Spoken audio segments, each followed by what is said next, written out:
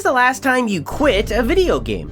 Was it boring? Was it too complex? Maybe you felt disrespected by the studio that created it, or maybe you just lost interest. Have you ever wondered, what if I stuck with it? What if I went back? Or what could it have been? Well, what if I told you that regardless of why you gave the game up, all the reasons come from the same thing? One concept that is present in everything we enjoy and is so substantial that if screwed up, eradicates the entire experience, and it only takes a second. We call this pacing, momentum, tempo, rhythm. It has many names, but it's always a factor that decides the rate at which the media is told. If too slow, the adventure becomes tedious. If too fast, it becomes overwhelming. Some video games struggle with pacing, and yet, if you push through, the journey becomes legendary. Other games use it too well, ruining people's lives. In this video, we'll explore the absolute depths of pacing, how it works, how it's used, and how it's abused. And by the end, you'll be able to enjoy some life-changing video games, and that's not an exaggeration. So, let me cook.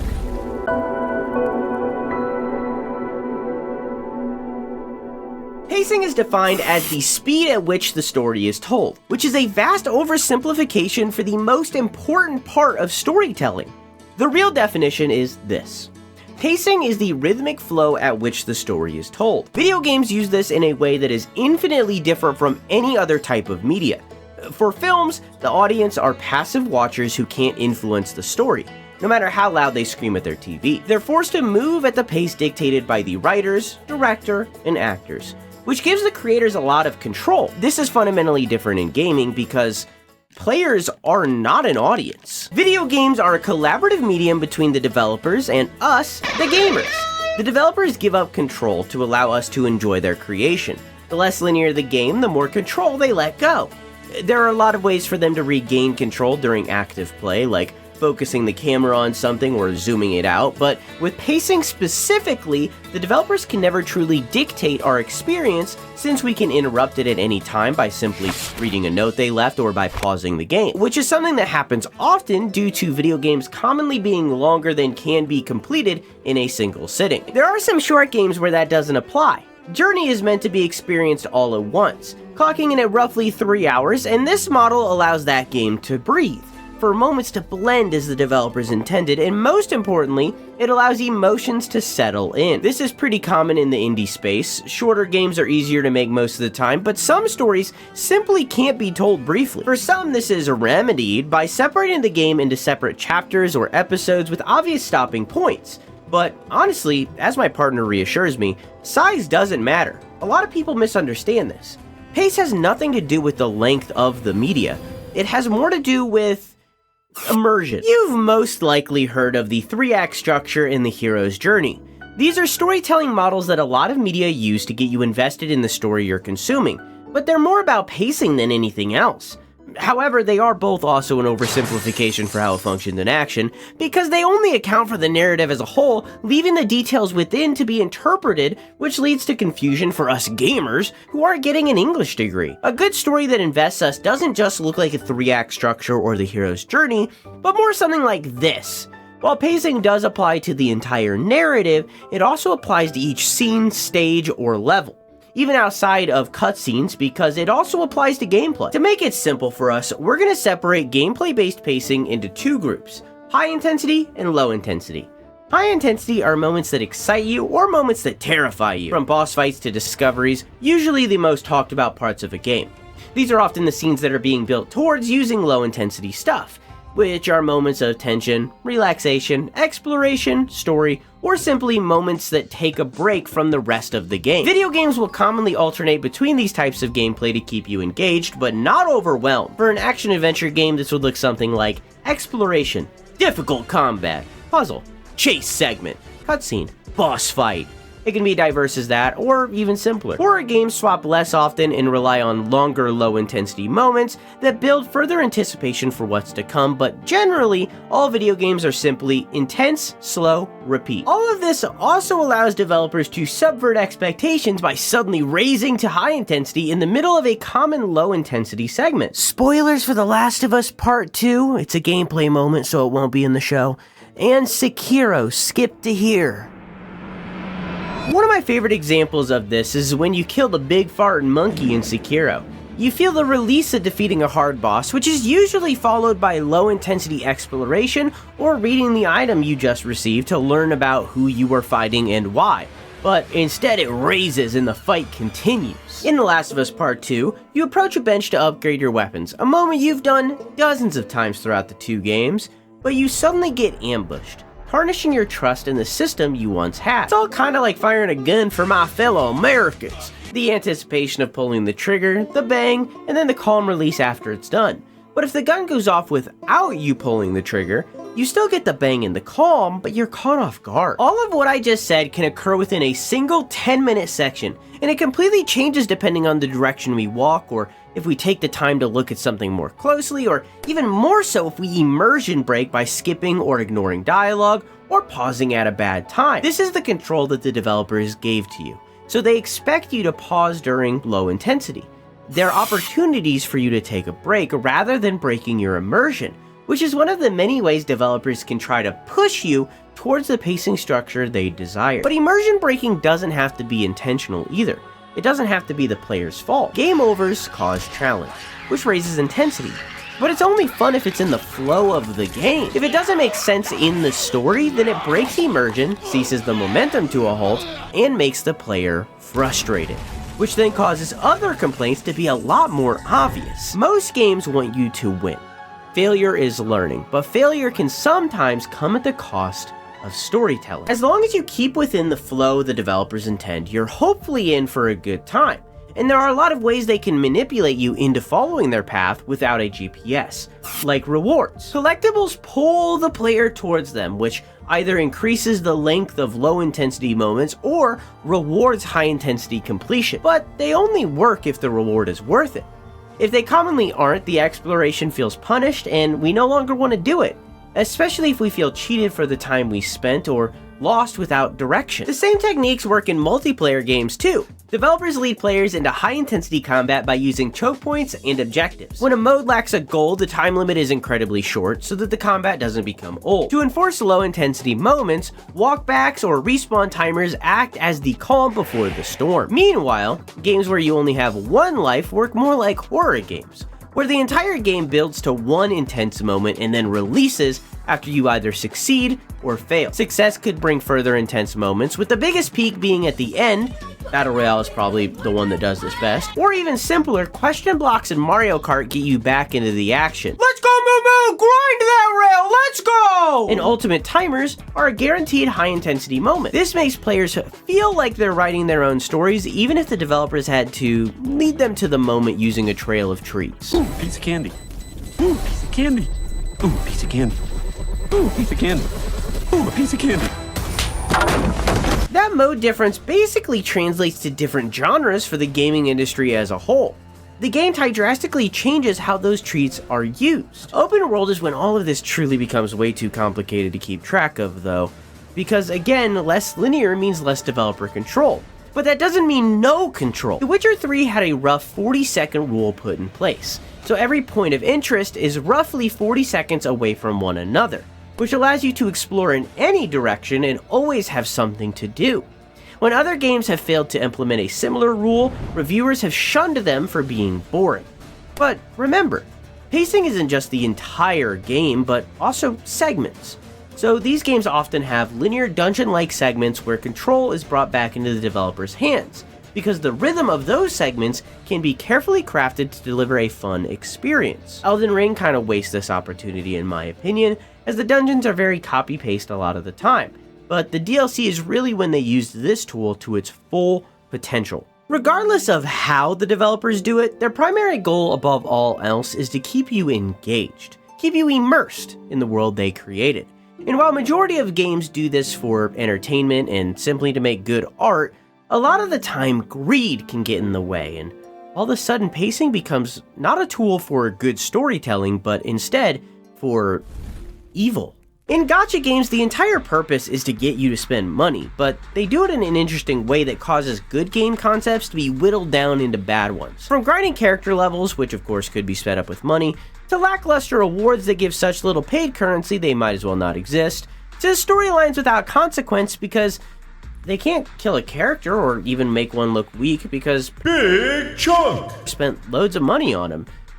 Well, you know, unless they're trying to advertise a new character, because every single one is just an ad with a face. The ad blocker is just not spending, but the momentum is structured so that you'll have to play for long periods every day or feel like you're wasting your time. And if you don't keep up and have characters that are prepared for limited time endgame events, then FOMO starts to be a big element. Then they use their pile of progression systems to make you not realize that you're consuming actual slop. Pacing starts to become a tool they use against you. A lot of these concepts are weirdly also present in roguelike games, but not in a way that hurts you. It's healthy gambling.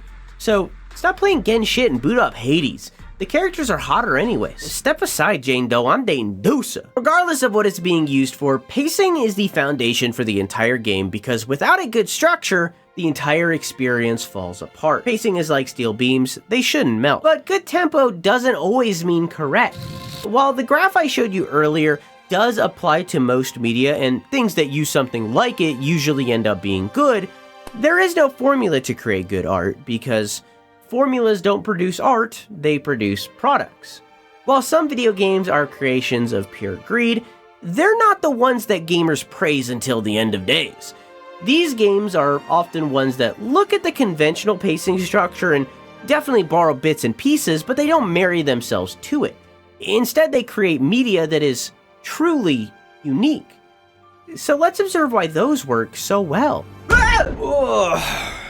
Oh, say, sorry, I didn't mean to interrupt your soaps. But while I got you here, I got good news. I got a promotion! And because of that, I felt confident enough to propose to Sheila. And we got married the next week! But now there's a lot more pressure. I really don't want to let it down. We still gotta finish this building, and we have deadlines to meet. It'd go a lot faster if we had more guys, but to do that we need more funds, but that's where you could come in. Head over to patreon.com/DrewSunn, link in the description, and subscribe to the one and only tier. It's just $1 a month. With it, you get access to behind-the-scenes content for every video I've made and will make, including sneak peeks on upcoming videos, your name in the credits of new videos with the chance to be vocally shouted out, and so much more. All of this just for $1 at patreon.com/DrewSunn. One last time, that's $1 a month at patreon.com/DrewSunn. 2 N's, no spaces, to support a small content creator. I mean, the construction of an entire building!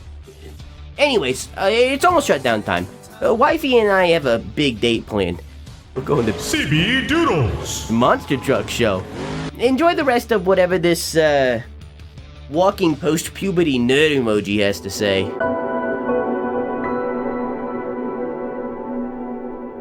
Every video game has different goals, which are often called game pillars.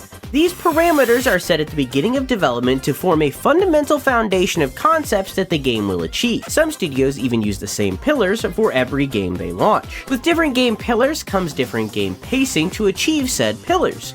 So, if the pillars are something like relaxing, approachable, or even sometimes casual, a game with a focus on low-intensity pacing is what is born. While too much low intensity often forms games that people view as boring, it isn't consistent. Stardew Valley has high-intensity moments, the mines and fishing are the primes, but you could also point to certain story beats that are pretty intense, plus events like the egg hunt. Go home, Vincent! I got 12! However, the majority of the game is a slow journey, with long-term goals like waiting for your crops to grow or trying to gain hearts by feeding Abigail rocks. These long-term goals are what makes Stardew Valley's pacing so great.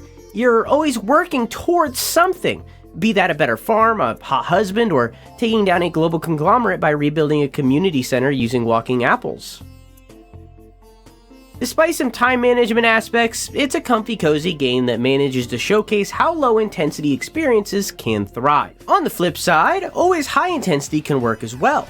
Sometimes the pillars are overstimulation, action-packed, or total carnage, and so video games become something like Pizza Tower.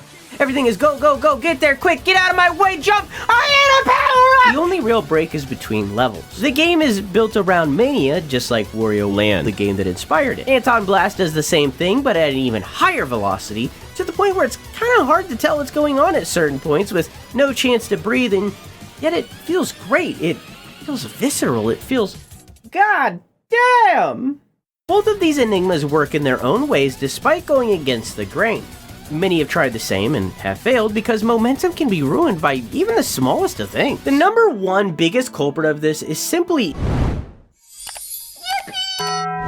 interruptions. They're a keen way to drag an experience down. From constant pop-ups that pause the game to chatty companions, pretty much every Nintendo game suffers from this issue to some degree. Fi and Skyward Sword is probably the poster child for this, but they kind of fixed it in the remake. In my opinion, Ezlo from Minish Cap is by far the most annoying, but outside of Nintendo, Ishin nearly ruined Okami for me. These are all super obvious momentum killers. You've most likely experienced it at some point. But the same concept can exist in a much more subtle way. Usually chatty companions are there to teach you because the game is made for kids to enjoy, but a game doesn't need a chatty companion to overteach. In the best case scenario, a long tutorial can help ease a player into an experience, but it can also be the reason people abandon the game. I don't want to play with you anymore. They're annoying for experienced players and people who just want to get to the fun part.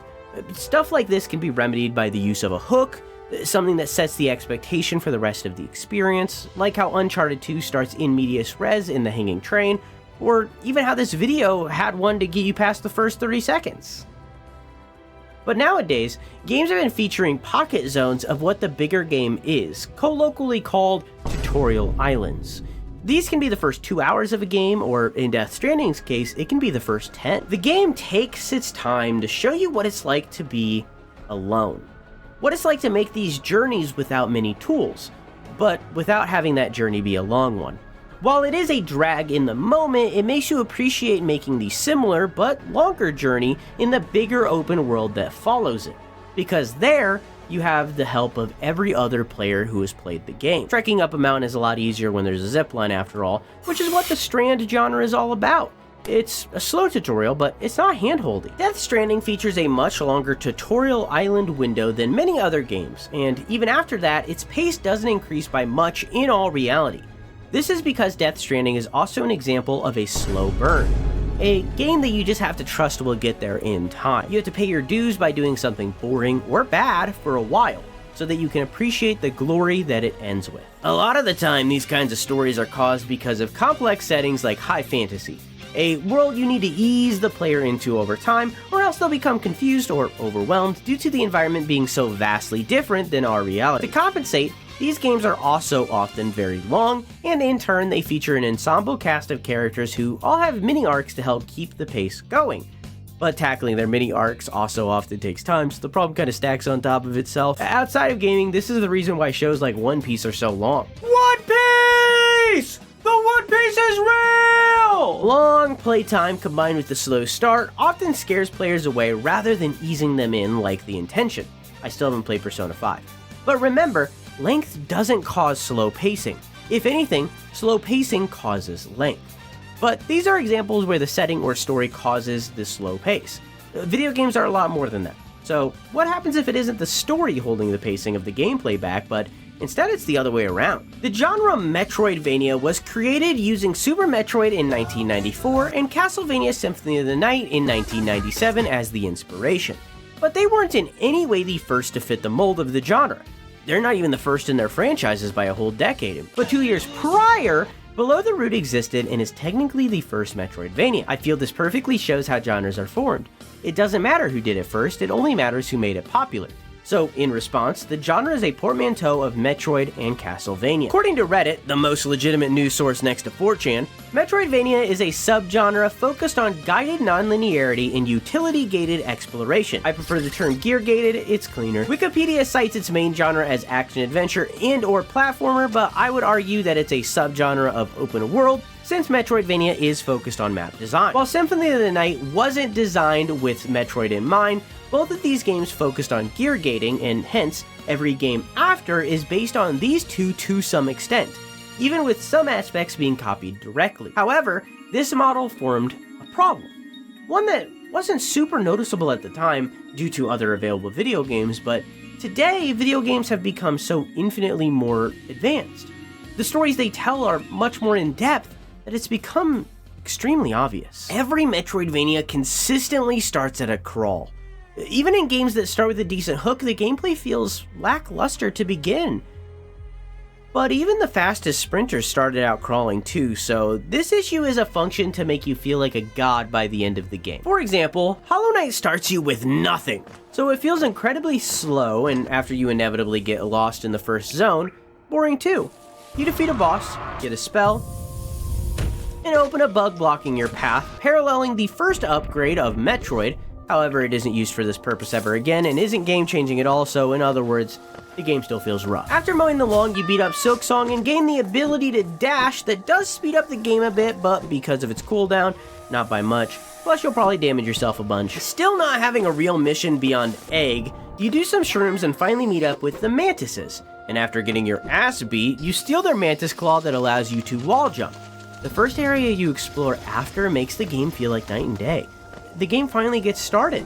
This takes like 2 to 5 hours depending on your skill issue, but your reward for the slow intro is one of the greatest games ever made.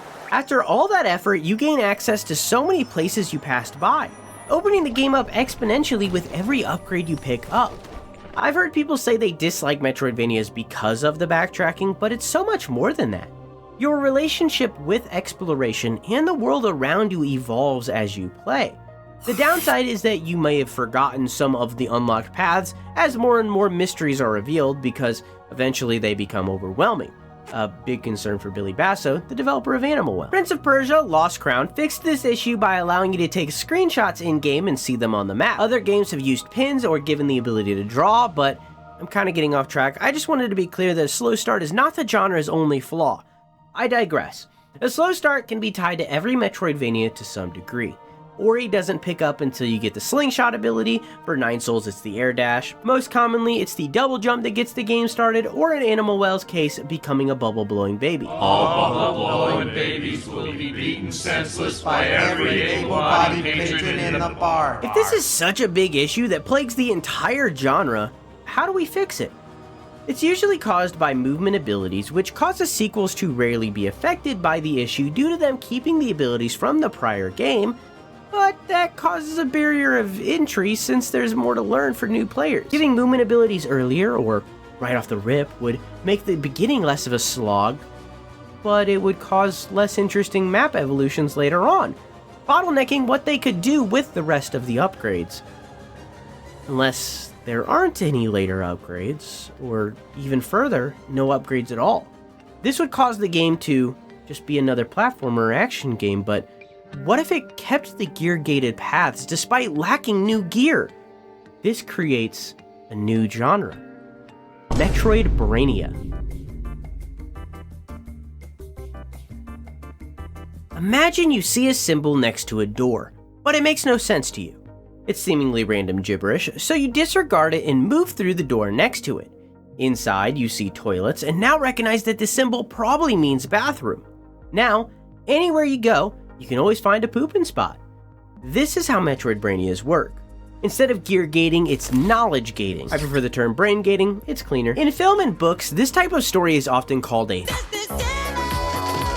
but in games, it's so inherently tied with the gameplay that it becomes something new and unique. While not having a name until recently, this genre has been around for about the same amount of time as Metroidvania, even being present in Super Metroid. You have access to a wall jump right off the rip, but the game doesn't tell you until you meet these little cuties, hinting to you that it's possible. That's just one ability though.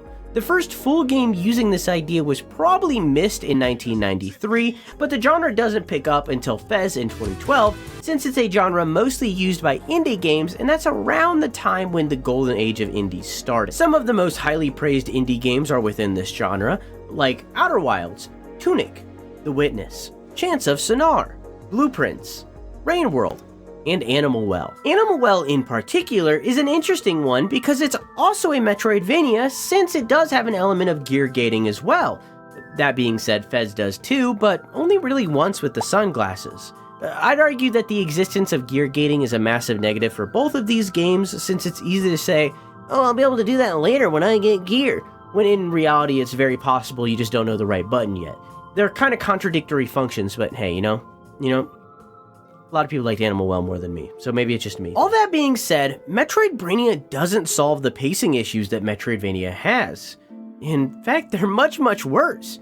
You start Metroidvanias with very little knowledge about the world you're in, since it has to expand from next to nothing. This can very quickly overwhelm the players with options or leave them lost without any direction in sight.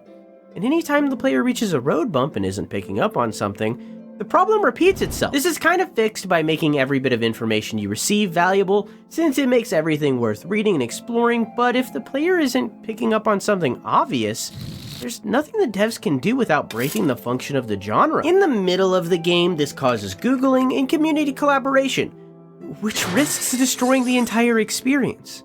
At the beginning of the game, this causes players to abandon these amazing experiences, even if there's something like Outer Wilds, a game widely praised as one of the best games ever made. But is that really a problem? The onus unfortunately doesn't fall on the developers, but instead on the players. These genres, like everything we've talked about in this video, and most things in life, require patience.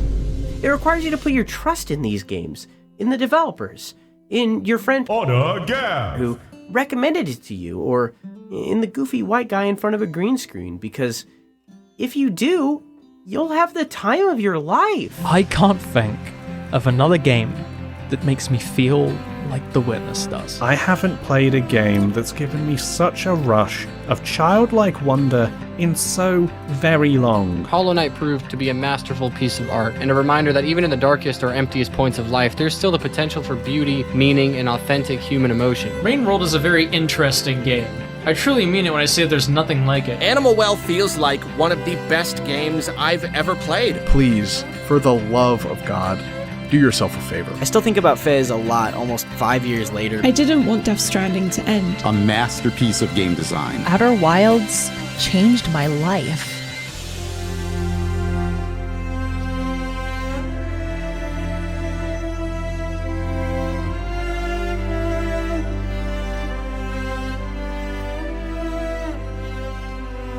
I love slow burns. You just heard me praise Outer Wilds and Hollow Knight, not to mention Metroidvania and Brainia are my favorite genres, including 3D ones like the Prime Quadrilogy and Dark Souls.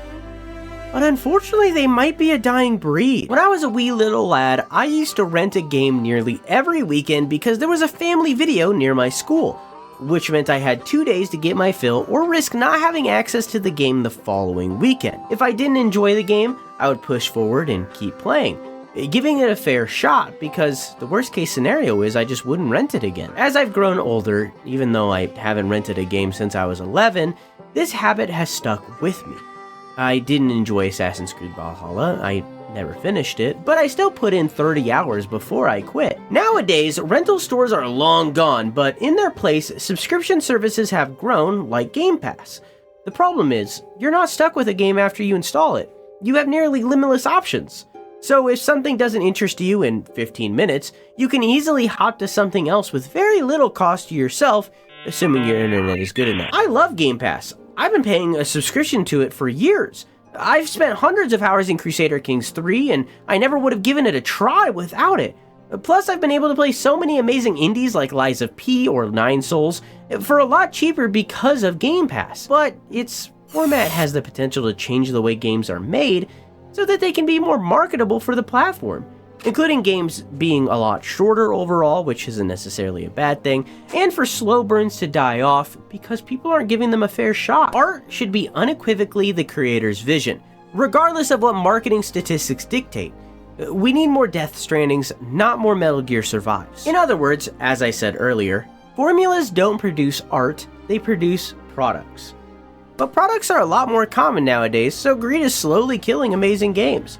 So we, the gamers, need to show the big publishers what we want. Have more patience and give games a fair shot before you move on, especially if someone you trust is recommending it. That being said, it's okay to not finish games. They exist for you to play them, not to finish them. So if you're not having fun after giving the game more than enough time, there's no shame in moving on, but still, give it a good college try first. You might just find your new favorite video game, just like how you just found your new favorite YouTuber. Thank you for watching patiently. This video is about Metroidvanias 2, so you'd probably like it. I love you. Mwah!